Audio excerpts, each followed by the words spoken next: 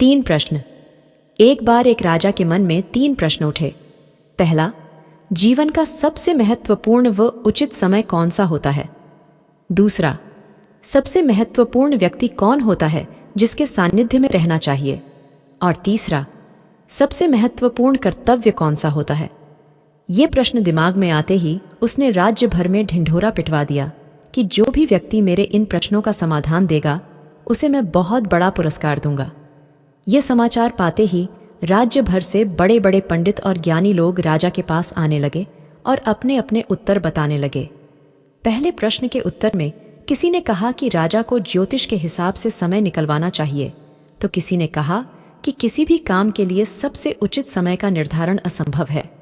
एक ने सुझाव दिया कि किसी कार्य के उचित समय निर्धारण के लिए पंडितों की एक समिति बना देनी चाहिए जो राजा को सलाह दे।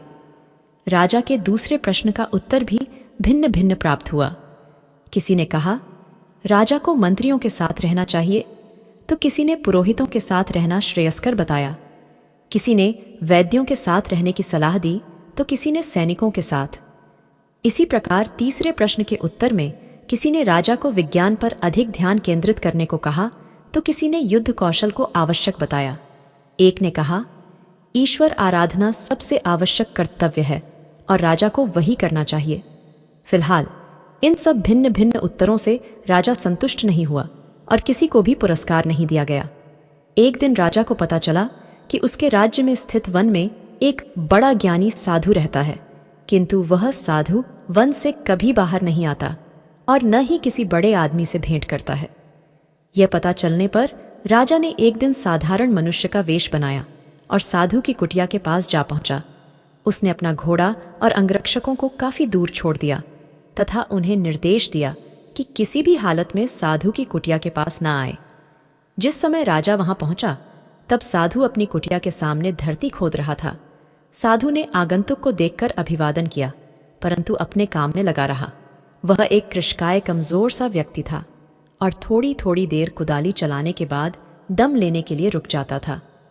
राजा ने उसके पास जाकर कहा, महात्मन, मैं आपके पास 3 प्रश्नों के उत्तर पाने की आशा से आया हूं। मैं किस प्रकार से उचित कार्य उचित समय पर कर सकता हूं? किस प्रकार के मनुष्यों की मुझे सबसे अधिक आवश्यकता है और कौन सा कार्य सबसे अधिक आवश्यक है, ये निर्धारण कैसे करूं? साधु ने राजा के प्रश्न सुने, परंतु कोई उत्तर नहीं दिया और अपना काम करता रहा। थोड़ी देर बाद वह थक कर बैठ गया तो राजा ने कहा, आप थक गए हैं, आप कुदाली मुझे दे दीजिए। जब तक आप विश्राम करते हैं तब तक आपका काम मैं कर देता हूं। साधु ने धन्यवाद करते हुए कुदाली राजा को दे दी। राजा ने कुदाली हाथ में ली और क्यारियां खोदने लगा। 2 क्यारियां खोदने के बाद राजा ने अपने प्रश्न फिर दोहराए, परंतु साधु ने फिर भी कोई उत्तर नहीं दिया। उसने राजा से कुदाली लेने के लिए हाथ बढ़ाया, किंतु राजा ने यह कहते हुए मना कर दिया कि आप विश्राम कर लीजिए, यह काम मेरे लिए ज्यादा कठिन नहीं है। इस तरह राजा दोपहर से लेकर शाम तक क्यारियां खोदता रहा और बीच बीच में साधु से अपने प्रश्नों को दोहराता रहा, परंतु उसे कोई उत्तर नहीं मिला। अंत में राजा ने खींचकर कुदाली जमीन में पटक दी और साधु से कहा, महात्मन, मैं यहां अपने प्रश्नों के उत्तर पाने की आशा में आया। जब यदि आप उत्तर नहीं देना चाहते हैं तो वैसा कह दीजिए ताकि मैं अपने घर जाऊं। दूसरी दिशा में देखता हुआ साधु बोला, वो देखो, कोई भागता हुआ चला आ रहा है, आओ देखें कौन है। राजा ने घूमकर देखा कि एक दड़ियल आदमी जंगल से भागा चला आ रहा है। उसने अपने हाथों से अपना पेट दबाया हुआ है और उसके हाथों के नीचे से खून टपक रहा है।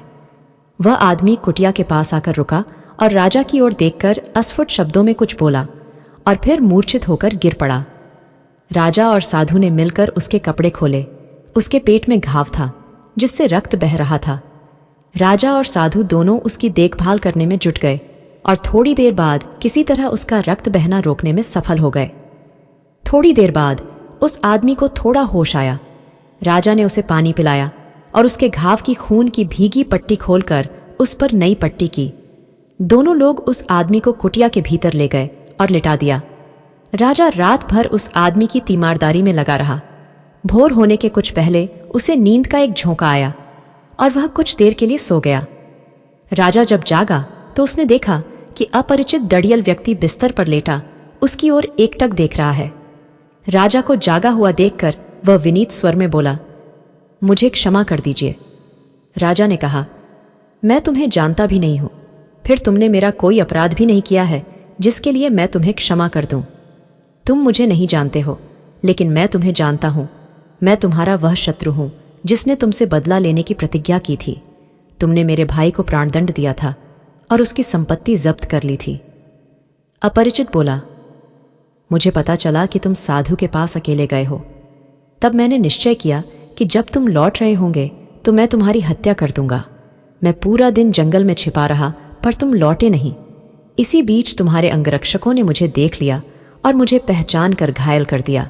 मैं उनसे बचकर भाग तो अवश्य आया, परंतु यदि तुमने मेरी पट्टी और रात भर देखभाल न की होती तो आज मैं अवश्य मर जाता। मैं तुम्हें मारना चाहता था और तुमने मेरी जान बचाई, इसलिए मैं आपसे क्षमा मांगता हूं। यदि आप मुझे जीवन दान देंगे तो मैं आपका दास बना रहूंगा। इस तरह अपने एक गुप्त शत्रु के सहज ही में मित्र बन जाने से राजा को बड़ी प्रसन्नता हुई। राजा ने उसे क्षमा कर दिया और कहा कि वह अपने वैद्य से उसका उपचार कराएगा और उसके भाई की जब्त की हुई संपत्ति वापस कर देगा। राजा उस घायल व्यक्ति से विदा लेकर कुटिया के बाहर आया और साधु को देखने लगा। देखा कि साधु कुदाली लेकर क्यारियों में अपने काम में जुटा हुआ है। राजा उसके पास आकर बोला, हे ज्ञानी पुरुष, अपने प्रश्नों के उत्तर के लिए मैं आपसे अंतिम बार प्रार्थना करता हूं।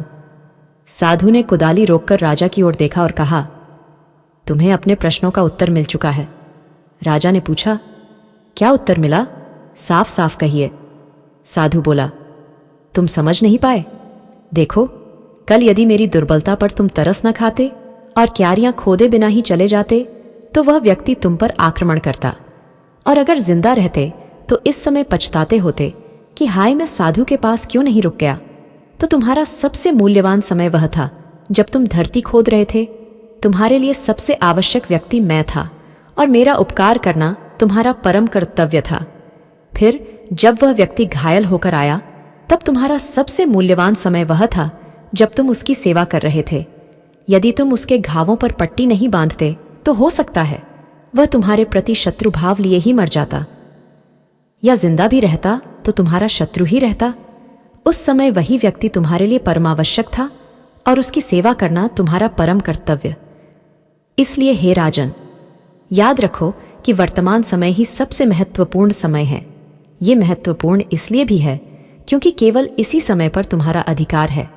सबसे महत्वपूर्ण और आवश्यक व्यक्ति वही है जिसके साथ तुम वर्तमान में हो, क्योंकि कोई नहीं जानता कि भविष्य में तुम्हारी भेंट किसी और से होगी या नहीं, और उस पर उपकार करना ही तुम्हारा परम कर्तव्य है, क्योंकि मनुष्य इसी निमित्त संसार में जन्म लेता है। कहानी को अंत तक सुनने के लिए धन्यवाद। अगर कहानी पसंद आई हो तो वीडियो को लाइक जरूर कीजिए।